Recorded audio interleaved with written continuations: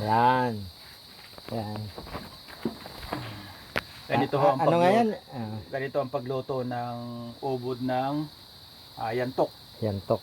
Iniihaw para makuha yung pan. Pagkatapos ihawin, gagayatin na.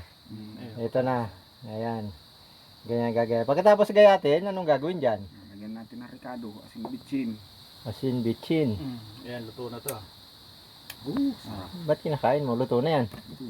Ano lasa niya pag walang bitchin? Ay, walang asin. Tignan na natin. Ito. Parang kuwan ah. Sarap ah. Parang ubod. May aftertaste nga siya, may pait siya sa dulo. Tingnan mo dyan.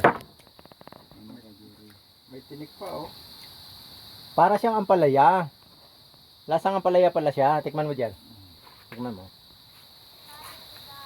Lasang ampalaya siya.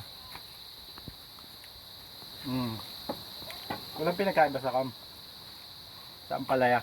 At saka yung ubod ng buli. Ganito. Mapait siya sa Sa dulo. ubod ng buli, malaki naman. Kaya pag yung isang puno, daming Pero siguro pag may timpla na yan, makakuha na, masarap na. Paborito ni Bunso yan eh. Yung ubod ng buli, Takbo. masarap. Mayayain sa camera si sahog sa Bunso. kanya. Parang sa yung mga handaan, malalaking handaan sa amin ganun. Pag hindi buo ubod ng niyog o ubod ng buli.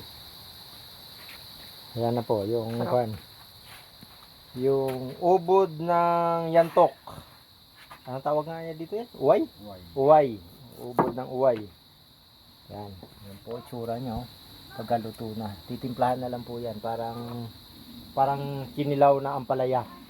Ang lasa niya, sa dulo, mapait siya. Parang ampalaya. Pero, makuha siya, parang malinamnam. Yan po yung kuwan. Paborito ng mga anak ni Benji. Yan po ang isa sa mga pagkain ng mga taga rito sa pang-ulam sa mga taga rito sa Sierra Madre.